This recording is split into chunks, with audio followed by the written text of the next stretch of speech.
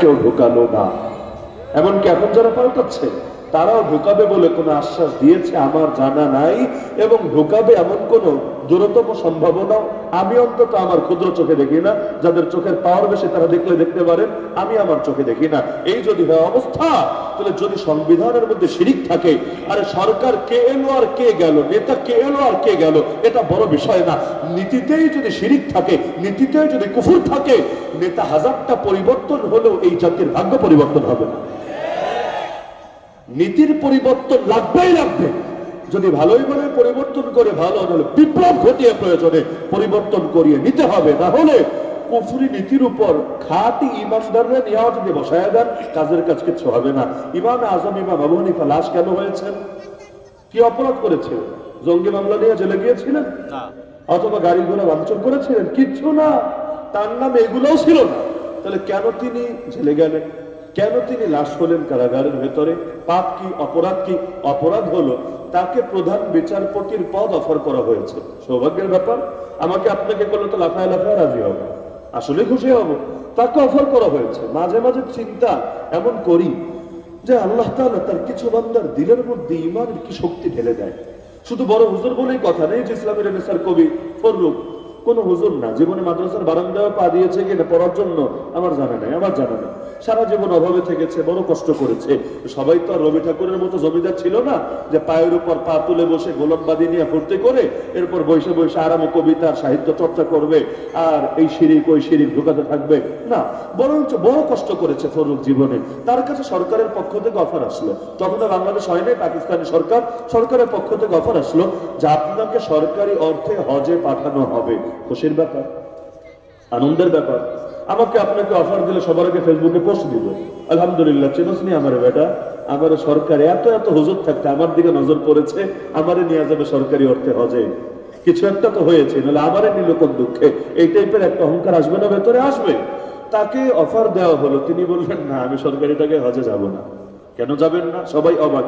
সরকারি টাকায় কেন হজে যাবেন না? সমস্যা কোথায়? আপনার নিজেরও তো সামর্থ্য নাই যে হজে যাবেন। আল্লাহর ঘরে যাওয়ার আগ্রহ তো সবার আছে, অবশ্যই আছে, কোনো সন্দেহ নেই। আল্লাহর ঘরে যাওয়ার আগ্রহ তো আছে, নিজের সামর্থ্য নেই, নিজে যাবেন, সরকার নিয়ে যাচ্ছে, সমস্যা কোথায়? তিনি এক বাক্যে জবাব দিলেন, সুবহানাল্লাহ। বাক্য কি? মানে কয়েক ঘন্টা চিন্তা করলে বাক্যের আপনি অলংকারই ঘেটে ঘেটে শেষ করতে পারবেন না। তিনি বললেন আমি ড্রেনের পানি দিয়ে উযু করি না।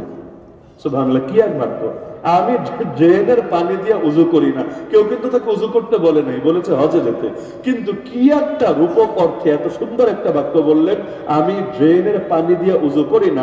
আমার ব্যাখ্যা করে দেওয়া লাগবে না, যারা বোঝার সকলে বুঝে ফেলেছেন এই বাক্য দিয়ে মূলত তিনি কি বুঝিয়েছেন। ইমাম আজম আবু হানিফাকে অফার দেওয়া হয়েছে। আমি হইলেও কি চিন্তা করতাম, স্বাভাবিক ব্যাপার। আমি হইলেও ভাবতাম প্রধান বিচারপতি মানে কি, বাকি সব বিচারকরা আমার অধীন, এইটাই তো।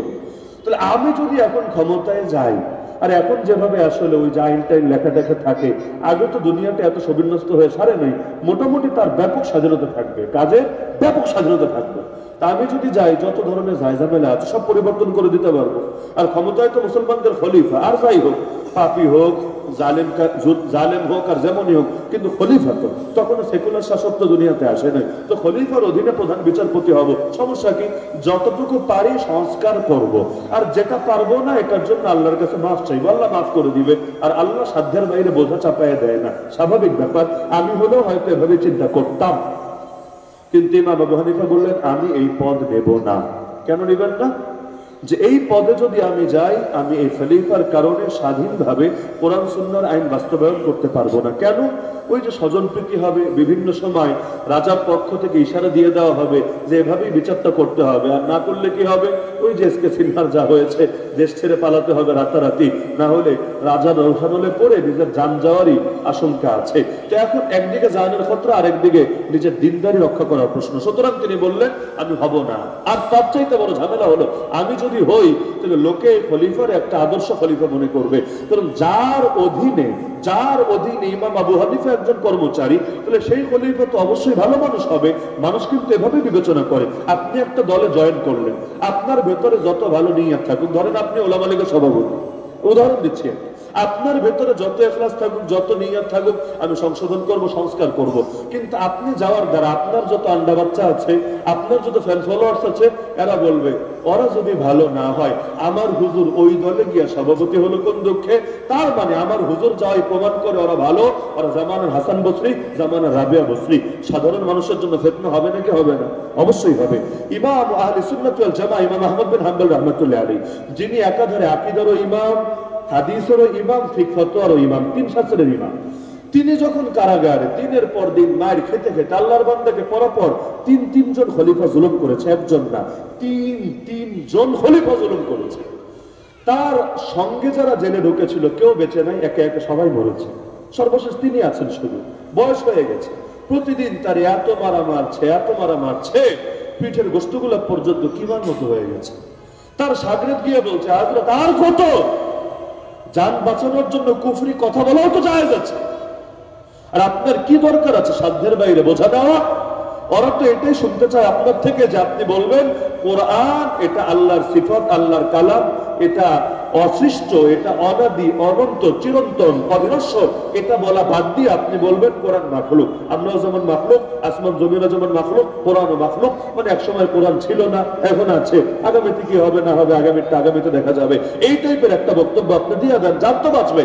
তিনি বললেন, এবং তিনি এটাও শোনালেন তার শাগির্দ যে কোরআনে তো আল্লাহ বলেছে ইল্লা মান উকরিহা ওয়া কলবুহু মুতমাইন্নুন বিল ঈমান, কাউকে যদি বাধ্য করা হয় কুফরি কথা বলার জন্য আর তার দিলে যদি ঈমান পুক্ত থাকে, জান বাঁচানোর জন্য শুধুমাত্র মুখ দিয়ে কুফরি কথা বলা জায়েজ আছে। তো কোরআনে যখন আপনার জন্য ছাড় দেওয়া হয়েছে, আপনি ছাড় নেবেন না কেন? তিনি বললেন, আচ্ছা আমি তোমার প্রশ্নের জবাব দিচ্ছি, তুমি আগে একটা কাজ করো। এটা হলো ওই দিন যেই দিন তারা কিছুক্ষণ পরে নিয়ে বাদশার সামনে হাজির করা হবে আবার যাচাই করার জন্য। তিনি কি তার মতের উপর আছেন না মত থেকে সরে এসেছেন? তিনি বললেন, একটা কাজ করো, তুমি একটু জেল গেট থেকে ঘুরে আসো, কি দেখবা শুধু এসে এটা আমাকে জানাবা, আর কিছু লাগবে না। জেল গেটে কি দৃশ্য দেখলা এটা এসে আমাকে জানাবা, এরপর আমি তোমাকে জবাব দিচ্ছি। সাগরেদের বুঝে ধরলো না যে এটা কেন বললেন। তারপরে ভাবলো উস্তাদ জি বলেছে একটু দেখে আসে। জেল গেটে গেল, দেখলো, আসলো, এরপর বলল, হযরত আমি দেখে এসেছি। কি দেখলাম? বললো, আমি দেখলাম হাজার হাজার আলেম এবং তালিবুল ইলম কাগজ নিয়ে, দোয়াত কালি এবং দোয়াত কলম নিয়ে বসে আছে। কেন? ওই যে এই যুগে সাংবাদিকরা যেভাবে বসে থাকে, গণভবনে ধরেন একটা মিটিং হচ্ছে, কি করবে? সব টিভি চ্যানেল গুলো গিয়ে, পত্রিকা সাংবাদিক গুলো গিয়ে সিরিয়াল দিবে। কেন?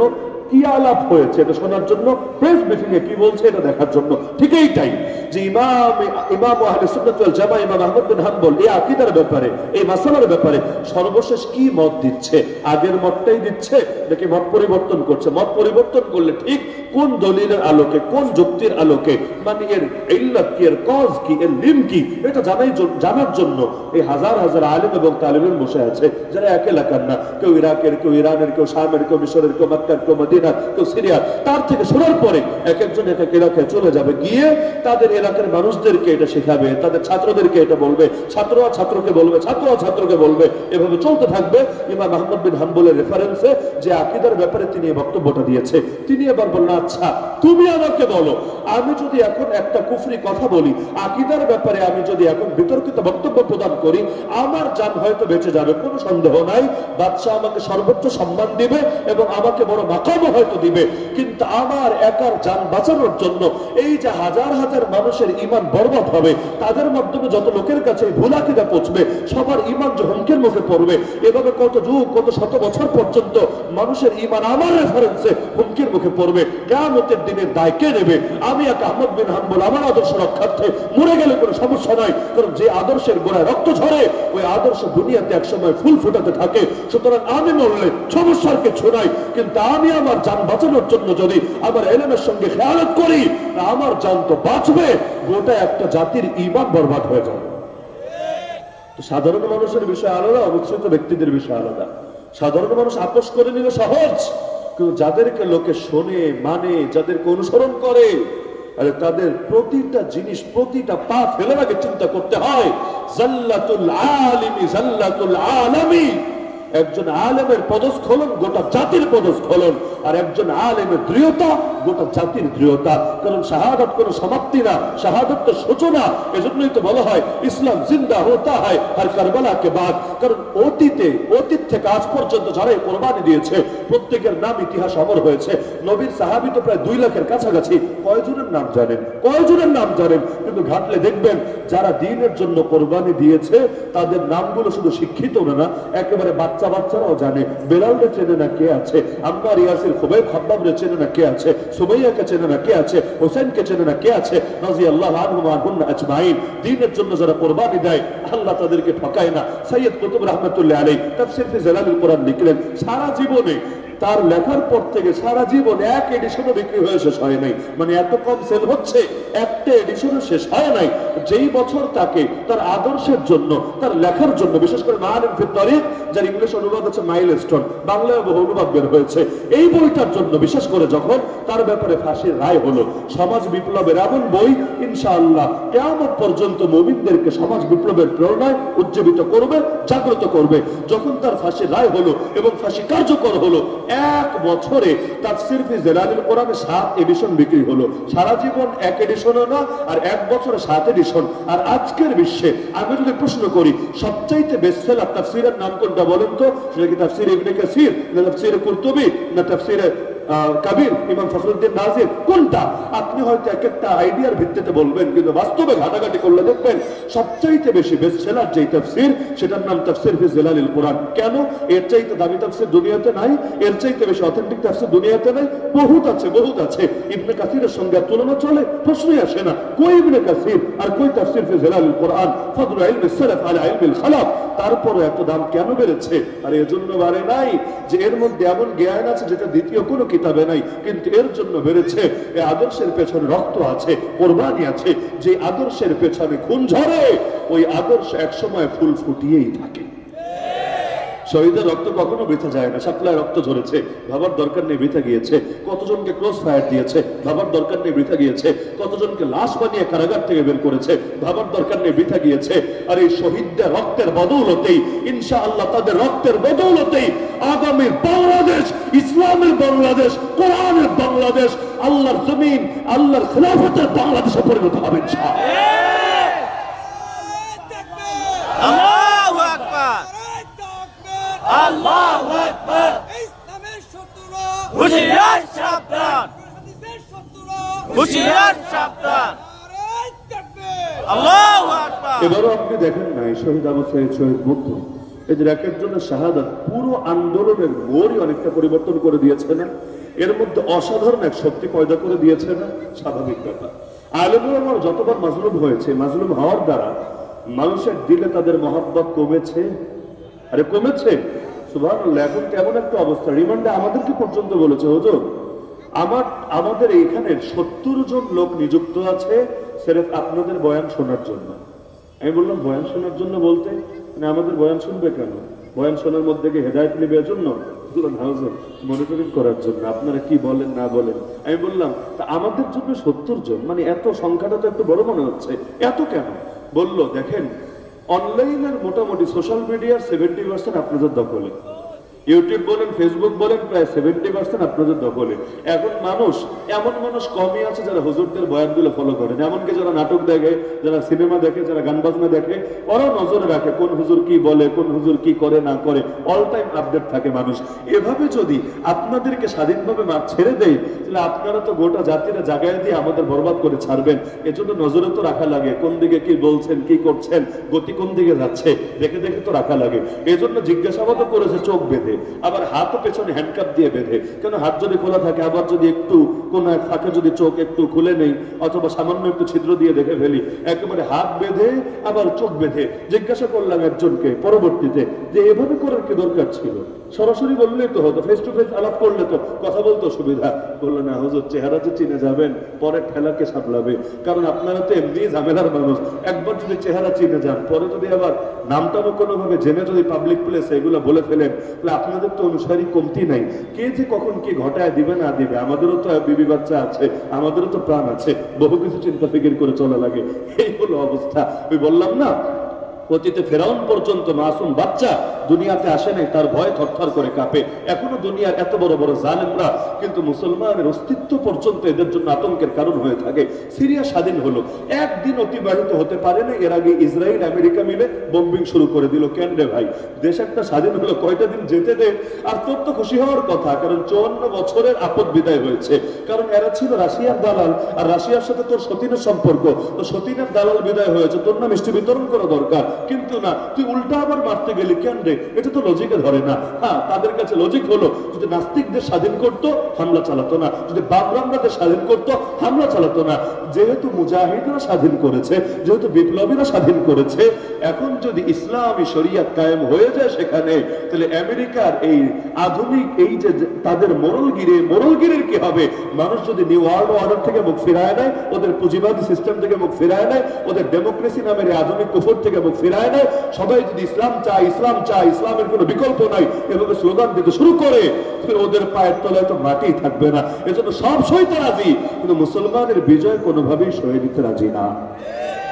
আল্লাহ রাসূল সাল্লাল্লাহু আলাইহি ওয়াসাল্লাম শুরু থেকেই মাকসাদ স্পষ্ট রেখেছেন যে কিসের লোভ দেখান, গাড়ির লোভ, সম্পদের লোভ, ক্ষমতার লোভ। ফাওয়াল্লাহ, আল্লাহর কসম করে বলছি, লা ওয়াদাউ শামসা ফি ইয়ামিনি ওয়াল কামারা ফি ইয়াসারি আলা আন আতরুকা হাযাল আমরা মা তারাকতুহু হাত্তা ইউযহিরাহুল্লাহ ওয়া আহলিকা দুনাহু। আল্লাহর কসম করে বলছি, আমার ডান হাতে যদি আকাশে সূর্য এনে দেন, বাম হাতে যদি ওই আকাশের চাঁদটাও এনে রাখেন, বিনিময় এই শর্ত জুড়ে দেন, আমাকে আমার আদর্শ ছাড়তে হবে। কান খুলে শুনে নেন, আরে আমি আমার এই পথ থেকে সর্বরা, যতদিন না আল্লাহ তার জমিনে ইসলামকে করেন জিন্দা, অথবা এর জন্য আমি হই মুর্দা, হয়তো খেলাফত নয়তো শাহাদাত, হয়তো শরিয়াত নয়তো শাহাদাত, এই দুইটার কোনোটা অর্জিত না হলে কোনো কিছু দিয়েই আমাকে থামাতে পারবেন না। সাফ কথা, মক্কার যুগের কথা, মায়ের খাওয়ার যুগের কথা, মাজলুম হওয়ার যুগের কথা, ওই সময় ক্লিয়ার বলে দিচ্ছেন যে যতদিন আমি জীবিত আছি দিনকেও বিজয়ী করার জন্য চেষ্টা চালাবো। হ্যাঁ, যদি এখন থামাতে চাও আমারে মেরে ফেলো, আমারে মেরে ফেললে ঝামেলা খতম, কিন্তু আমার ভেতরে যতদিন প্রাণ থাকবে, ধমনীতে রক্ত প্রবাহিত থাকবে, ততদিন পর্যন্ত এই কপাল নত হবে না কোনো বাতিলের সামনে। আমার সবকিছু দিয়ে হলেও আল্লাহর জমিন, আল্লাহর দিনকে বিজয়ী করার জন্য আমরণ লড়াই এবং সংগ্রাম চলবেই চলবে, চলবেই চলবে। সাফ কথা। অবশেষে তারা যখন বুঝলো না কাজ হবে না, আর এমনি থামানো যাবে না, ভেজাল কি নিয়ে? ভেজাল কিন্তু নামাজ নিয়ে না, ভেজাল রোজা নিয়ে না, ভেজাল হজ নিয়ে না, নামাজ আরও পড়তো। আল্লাহ রাসূল সাল্লাল্লাহু আলাইহি ওয়াসাল্লাম বিগত 40 বছরে নামাজ পড়েন নাই এমন না, বহুত পড়েছেন। হেরা গুহায় গিয়ে মাসের পর মাসে ইবাদত করেছেন। ওই সময় কেউ মারে নাই, কেউ টোকাও দেয় নাই, কেউ গালিও দেয় নাই, কেউ সমালোচনাও করে নাই, কেউ জেলেও ভরে নাই। ঝামেলা নামাজ নিয়ে আনা, ঝামেলা রোজা নিয়ে আনা, রোজা ওরাও রাখতো, মুশরিকরাও রাখতো। ঝামেলা হজ নিয়েও না, হজ তো ওরাও করতো। যাদের টাকা পয়সা ভালো আছে নতুন কাপড় পরে করতো, যাদের টাকা পয়সা নাই জন্মদিনের পোশাকে কাম চালায় দিত। জন্মদিনের পোশাক মানে যে পোশাকে মায়ের পেট থেকে বের হয়েছে, চামড়ার পোশাক আর কি। এখন পুরুষ আর মহিলা আবার আলাদা সেপারেট থাকতো, পুরুষরা করতো দিনে দিনে, মহিলারা করতো রাতের অন্ধকারে। কিন্তু জাহেলি যুগে জাহেলি মানুষ হয়েও এতটুকু সেন্স ওদের ছিল যে নারী আর পুরুষ একসাথে ল্যাংটা হয়ে উলঙ্গ হয়ে হজ করলে এতে হজ হবে না। কেন? কারণ ওই যুগে কবিতাও পাওয়া যায়, নারীরা পর্যন্ত বলতো যে জামা খুলেছি আল্লাহরে খুশি করার জন্য, পর পুরুষকে দেখানোর জন্য না। তাহলে যার কারণে জাহেলি যুগের জাহেলি মেয়ে হয়েও নিজেদের শরীরকে পর পুরুষের দৃষ্টি থেকে আড়ালে রাখার চেষ্টা চালাতো। আর এই যুগের কথা কি বা বলবো, নামধারী মুসলিম নারী হয়েও তার একটু লজ্জাও লাগে না, তার দিকে যখন বখাটেরা ফেলফাল করে তাকিয়ে থাকে, বরং তার কাছে গর্বিত মনে হতে থাকে নিজেকে, আরে সবাই এত মহিলা থাকতে আমারে কেন দেখে রে, মই কি হনুরে, কিছু যেন একটা হয়ে গেছে, আমি স্পেশাল, এজন্যই তো সবাই নজর দিচ্ছে আমার দিকে। আজীব বিষয়, নজর দিচ্ছে সে আরো খুশি হচ্ছে। অথচ জাহেলি যুগেও তারা এতটুকু লাজ লজ্জার ধার থাকতো। দেখা যায় নামাজ, রোজা, হজ, যাকাত এগুলো নিয়ে ভেজাল না, হাজিদের খেদমত করা, জমজমের পানি পান করা, এগুলো নিয়ে সমস্যা না। সমস্যা কি নিয়ে? সমস্যা হলো লা ইলাহা। বলবেন এটা নিয়ে আবার সমস্যা কেন? লা ইলাহা ইল্লাল্লাহ যদি সির্ফ একটা বাক্যই হতো, এই বাক্য আবু জাহেল হাজারবার বলতো, সমস্যার কিছু ছিল না। একবার গিয়ে তো ধরেছিল, তোমার ভাতিজা কি করলে থামবে বলো? আল্লাহ রাসূল বলেছেন বেশি কিছু লাগবে না, একটা বাক্য মানলেই চলবে। আবু জাহাল বলল নাম ওয়া আবিকা আশরা, আরে তোর বাপের কসম বেটা, এক বাক্যের জন্য এত ঝামেলা করে স্কিল লেগা, বাক্য একটা না বাক্য 10টা বলবো, কি বলা লাগবে খালি বলে ফেল। নবী বললেন বলেন তাহলে লা ইলাহা ইল্লাল্লাহ মুহাম্মাদুর রাসূলুল্লাহ। বলল আজআলাল আলিহাতা ইলাহান ওয়াহিদা ইন্না হাযা লাশাইউন উজাব, এটা তো সম্ভব না, এত খোদারে মাত্র এক খোদা বানায় ফেললা, আরে এটা তো অদ্ভুত ব্যাপার, এতজন মিলে আমাদের অভাব দূর করতে পারে না, আর একজনকে মানলে কি করবে, এইটা তো সম্ভব না। তো লা ইলাহা ইল্লাল্লাহ ঝামেলা কোথায়? লা ইলাহা ইল্লাল্লাহ মানেই হলো এক আল্লাহ ছাড়া দ্বিতীয় কারো আনুগত্য করব না, দ্বিতীয় কারো বিধান মান্য করব না, দ্বিতীয় কাউকে নিরঙ্কুশ আনুগত্যের উপযুক্ত মনে করব না। রব একজনই, মাহবুদ একজনই, খোদা একজনই, সার্বভৌমত্ব একজনেরই, তার কথাই আইন, তার কথাই বিধান, তার কথার উপরে কোনো কথা চলে না। লা ইলাহা ইল্লাল্লাহ মানে নামাজও পড়বো আল্লাহর জন্য, রোজা রাখবো আল্লাহর জন্য, হজ করবো আল্লাহর জন্য, যাকাত দিব আল্লাহর জন্য, মানত করবো আল্লাহর নামে, কুরবানি দিব আল্লাহর নামে, কসমও করবো আল্লাহর নামে, রাজনীতিও চলবে আল্লাহর আইন দিয়ে, আল্লাহর নীতি দিয়ে, অর্থনীতিও চলবে আল্লাহর নীতি দিয়ে, রাষ্ট্রনীতিও চলবে আল্লাহর নীতি দিয়ে, আরে প্রতিটা সেক্টর চলবে আমার আল্লাহ যা বলেছেন তা দিয়ে। এটা আবু জাহালের পছন্দ হলে হবে, না হলে না হবে, প্রয়োজন সাবান আবু জাহালদের টুটে চেপে ধরা হবে, কিন্তু আল্লাহ যা বলেছেন তার বাইরে একটুও যাওয়া যাবে না। লা ইলাহা ইল্লাল্লাহ মানে এটা না মসজিদে আসলে আল্লাহকে মাহবুদ মানবো, কোর্টে গেলে ব্রিটিশকে মাহবুদ মানবো। লা ইলাহা ইল্লাল্লাহ মানে এটা না মাদ্রাসায় আসলে আল্লাহকে মাহবুদ মানবো, আর রাজনীতি গেলে অমুক আর তমুকরে খোদা বানায় নিব। লা ইলাহা ইল্লাল্লাহ মানে হলো জীবনের প্রতিটা ক্ষেত্রে, প্রতিটা সেক্টরে সেক্টরে একজনের সামনে নিজেকে সঁপে দেব, তার কথার সাথে যার কথা সাংঘর্ষিক হবে ওই সাংঘর্ষিক কথাকে ধরে দাঁত মেরে ছুঁড়ে ফেলবো, কিন্তু অন্য কাউকে খুশি করার জন্য তার নারাজ করতে পারবো না, তার জন্য সবাইকে ছাড়া যাবে, কারোর জন্য তাকে ছাড়া যাবে না। ইব্রাহিম আলাইহিস সালাম আল্লাহর জন্য বাপ ছেড়েছেন, লূত আলাইহিস সালাম আল্লাহর জন্য স্ত্রী ছেড়েছেন, নূহ আলাইহিস সালাম আল্লাহর জন্য পুত্র ছেড়েছেন, মুহাম্মদ রাসূলুল্লাহ সাল্লাল্লাহু আলাইহি ওয়াসাল্লাম আল্লাহর জন্য নিজের আপন চাচাদের সম্প্রদায়ের নেতৃবৃন্দকে ছেড়েছেন, এমনকি নিজের মাতৃভূমিও ছেড়েছেন, কিন্তু কোনো কিছুর জন্য আল্লাহকে ছাড়েন নাই। এইটাই তো লা ইলাহা ইল্লাল্লাহ। এখন লা ইলাহা ইল্লাল্লাহ শুনলে আর জামানায় সবচাইতে বেশি কারা খেপে জানেন? কৃষকরা না, শ্রমিকরা না, দিন মজুররা না, গরিব দুঃখী জনতারা। সবচাইতে বেশি খেপে কারা? নেতাজিরা। পুরো কোরআন পড়েন, পুরো কোরআন, কোরআনে অন্তত 25-26 জন নবীর নাম পাবেন শুধু কোরআনে। বাকি নবীদের প্রসঙ্গ যদি রাখিও, যেই নবীদের নাম কোরআনে পাবেন, আমাকে শুধু এই প্রশ্নের জবাব দিয়েন যে এই নবীদের পথে সবচাইতে বেশি কাটা কারা বিছিয়েছে, কারা তাদের পেছনে মানুষকে উস্কে দিয়েছে? কমন জবাব হলো জামানার নেতারা এবং নেতাদের আশপাশে যারা থাকে। কোরআনের ভাষায় আল মালা, মিম লাম হামজা, মালাউন, মালাউন মানে সভাসদ বর্গ, মানে বাদশাহ সবাই যারা থাকে তার পরামর্শ দেয়, ওই টাইপের লোকেরা, এরাই আর জামানায় নবীদের বিরোধিতা করে। কেন? কারণ গরিব মানুষ জানে নবীরা মানার মধ্যে কোনো লস নাই, বাস্তবে কোনো লস নেই। এই যেমন নবীরা যদি বাংলাদেশে মানেন কি হবে? অর্থনীতি সুদমুক্ত হবে। এই যে সুদভিত্তিক অর্থনীতির দ্বারা গরিব মানুষের কোনো ফায়দা আছে? একটা পয়সারও ফায়দা নেই, গরিব মানুষেরও নাই, মিডল ক্লাসেরও নাই। ফায়দা কাদের? ফায়দা হলো পুরো রাষ্ট্রের গুটি কয়েক মানুষের, যারা মোট জনগণের 1%ও না, 18 কোটি মানুষের 1%ও না, ওরকম কিছু সুদী মহাজন, সুদী কারবারি, সুদী পুঁজিপতি, এদেরই লাভ, বাকি কারো লাভ নেই। আমারও লাভ না, আপনারও লাভ না। আমরা যারা সুদ খাই না, এরাও যদি রাষ্ট্রের মধ্যে সুদ থাকে, এরাও ভালো থাকতে পারে না। যতদিন যাবে অর্থনৈতিক বৈষম্য বাড়বে আর বাড়বে। 71-এ কি এসেছে? ভৌগোলিক স্বাধীনতা এসেছে, মুক্তি আসে নাই, আজও আসে নাই, 2024-এও আসে নাই। অর্থনৈতিক মুক্তি যদি না আসে, মুক্তি কারে বলে? আজকের বাংলাদেশে 4 কোটির বেশি মানুষ দারিদ্র সীমার নিচে আছে। অন্ন, বস্ত্র, বাসস্থান, চিকিৎসায় মৌলিক অধিকার থেকে কত কোটি কোটি মানুষ বঞ্চিত হয়ে আছে। এভাবে যদি বঞ্চনা চলতে থাকে, মুক্তি কারে বলে? শুধুমাত্র আরেকজন দেশ ছেড়ে চলে গেছে এদেরই মুক্তি বলে। আরে কিসের দেশ ছেড়ে চলে গেছে? আজও তো ব্রিটিশের আইন চলে, আজও তো ব্রিটিশের সেই সংবিধান, তাদের সংসদীয় কাঠামো, এই যে সংসদীয় ধরনের গণতন্ত্র, এটা কোন দেশ থেকে এসেছে? ব্রিটিশ থেকেই তো এসেছে। আমেরিকায় তো এটা চলে না, আমেরিকা চলে প্রেসিডেন্সিয়াল ডেমোক্রেসি, বাংলাদেশে চলে সংসদীয় ধারার গণতন্ত্র। কোত্থেকে আসলো? ব্রিটিশ থেকেই তো আসলো। মক্কা থেকে আসে নাই, মদিনা থেকে আসে নাই, খোলাফায়ে রাশিদিন থেকে আসে নাই। তো স্বাধীনতা কই? মুক্তি কই? আজও তো গোলামি। এমনকি দেখেন না, আরবি বলতে পারলে শিক্ষিত মনে হয় না, ইংলিশ বলতে পারলে ভুলভাল বললেও খুব শিক্ষিত মনে হয়। কেন রে ভাই?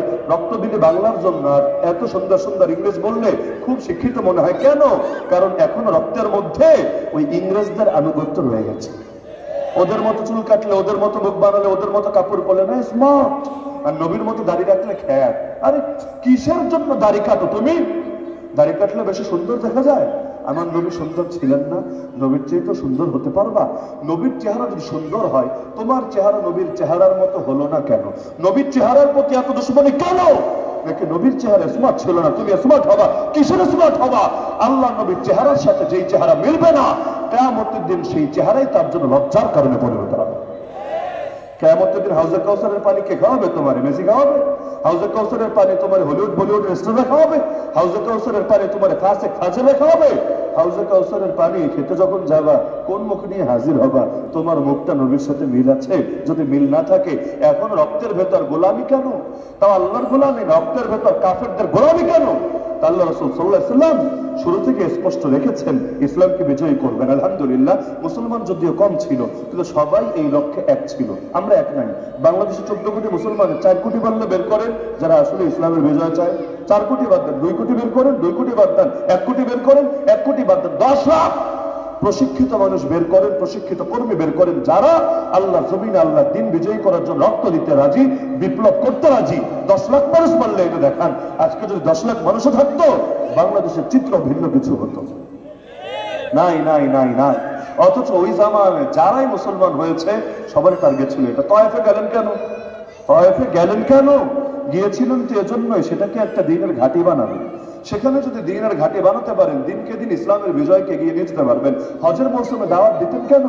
বাইরের মানুষদের কেউ, আরে মক্কার মানুষরা গ্রহণ করছে না, না করুক, অন্তত বাইরের কেউ করুক, সেটাকে সেফ জোনে পরিণত করবেন, সেখানে অন্তত দিন বিজয় করবেন। অবশেষে আলহামদুলিল্লাহ মদিনাবাসীরা গ্রহণ করলো, যদিও জনশক্তি বড় কম ছিল।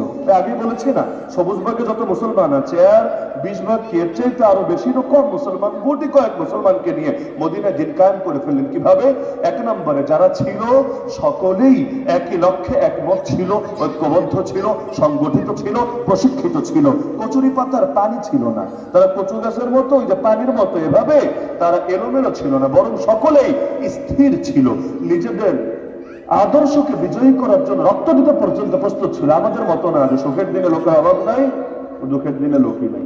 হুজুর জেলে হুজুরের নামও মুখে নেওয়ার হিম্মত নাই, হুজুর বাইরে হুজুরের সঙ্গে লাইক কমেন্ট শেয়ারের মহান জিহাদে অংশগ্রহণ করতে আর কোনো পিছপা নাই। কি যে আজিব তামাশা রে ভাই! সুখের দিনে লাখ লাখ লাখ লাখ লোক, আর দুর্দিনে একজন টর্চ লাইট দিয়ে খুঁজে পাওয়া যায় না। এটাই হলো আমাদের কমন বাস্তবতা। এমন আলেমও আছে, আমি নাম নিতে চাচ্ছি না, কারাগারে ছিলেন, তাকে যাতে মুক্ত করে দেয় সরকার, এজন্য অনেকের কাছে সাইন চাওয়া হয়েছে। সবার সাইন নিয়ে তো সরকারকে দেখাই যে সবাই একমত আছে যে তারা ছাড়া হোক। ওই সাইনটা দিতে অনেকের পায়জামা গরম হয়ে গেছে। আমি কাউকে ছেড়ে করতে চাচ্ছি না, এতটুকু বাস্তবতা। একটা সাইন, এই সাইন দিলে যে জেলে যাওয়া লাগবে, মামলা খাওয়া লাগবে, অথবা গুম হতে হবে, এমন কোনো ব্যাপার না। সবাই দিচ্ছে, আপনিও দেন না। ওই সাইন দিতে গিয়ে অনেকের পায়জামা গরম হয়ে গেছে। এই হলো আমাদের দেশের অবস্থা।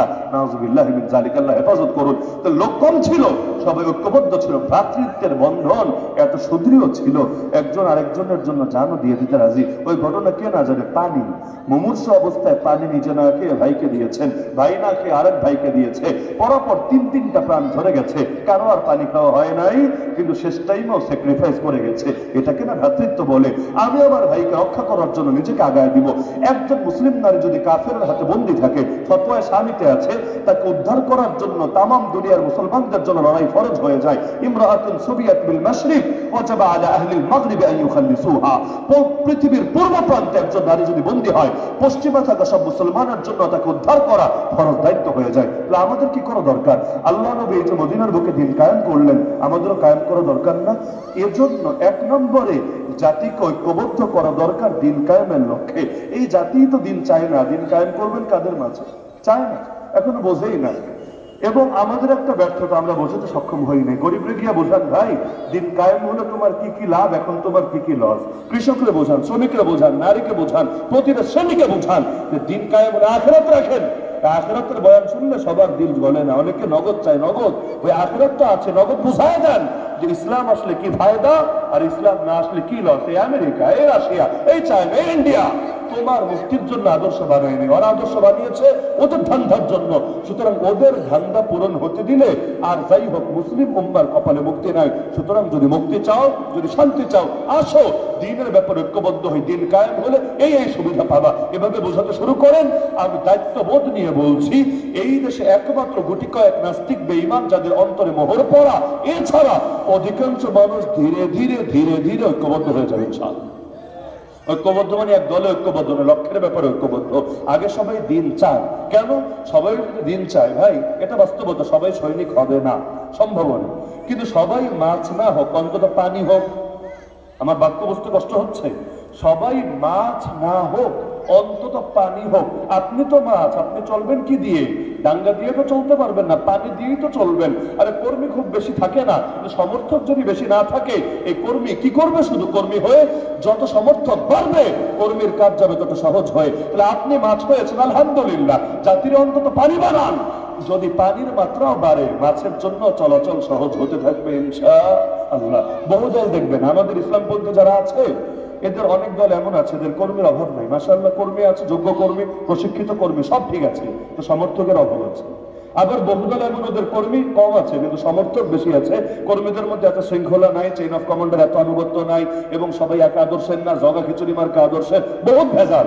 কিন্তু তারা সমর্থক গড়ে ফেলেছে, সমর্থক গড়ে ফেলেছে, যার কারণে মানুষ এই কুল আর ওই কুল, আর বাইরে কিছু ভাবতে রাজি না। আসলে ভাবতে রাজি না কেন? কারণ দিলের মধ্যে ওইটা কিভাবে যেন মোহরাবদ্ধ হয়ে গেছে। এই হলো আমাদের ব্যর্থতা।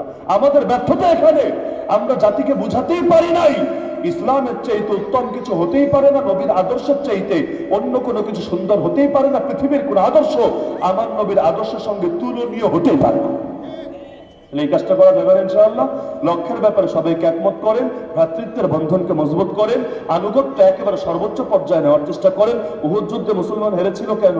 আনুগত্যের একটু ঘাটতি। এমনই তো ব্যাপারটা, মুসলমান দুই কারণে হারে, মাথায় গেঁথে রাখেন। এক নম্বর, আল্লাহ এবং তার রাসূলের কোন আদেশ যদি অমান্য করে তাহলে আল্লাহ নসরত কমে যায়, মুসলমানের উপর পরাজয় নেমে আসে। দুই নম্বরে, মুনাফিক যদি থাকে ভেতরে, মুনাফিক যদি থাকে ভেতরে, তাহলে বিভিন্ন সময় সংখ্যায় বেশি হওয়ার পরে পরাজয় নেমে আসে। আপনার ঘরে আছে যে শত্রু, তারে আগে করো জয়, ভাঙসে দেয়াল প্রদীপের আলো যাহা আগুলিয়া রয়। আস্তিনের সাপগুলো ভয়ঙ্কর। বাংলাদেশে বিপ্লব একবার হয়নি, বহুবার হয়েছে, কিন্তু প্রতিবার বিপ্লব প্রায় হাতছাড়া হয়েছে, হাইজ্যাক হয়েছে, ছিনতাই হয়েছে। কেন? আস্তিনের সাপগুলোর কারণে। এখনো ছিনতাই হওয়ার পথে আছে। আমি ভবিষ্যৎবাণী করছি না, তবে যা দেখি এর আলোকে বলতে তো সমস্যা হওয়ার কথা না। এখনো হাইজ্যাক হওয়ার পথে আছে। বাকিটা নির্ভর করে আমাদের অ্যাক্টিভিটিসের উপরে। আমরা যদি মজবুত থাকি, আল্লাহ তাআলা এই বিপ্লবটাকে রক্ষা করার ব্যবস্থা করে দিতে পারেন। আর আমরা যদি ঢিলামি দেখাই, কোন দিকে যে যাবে, আগামীর বাংলাদেশ যে কোন দিকে মন নিবে আল্লাহ ভালো জানেন। সুতরাং সব কথার মূল কথা, ঐক্যবদ্ধ হয়ে দিন কায়েমের কোনো বিকল্প নাই। একমত তো সবাই?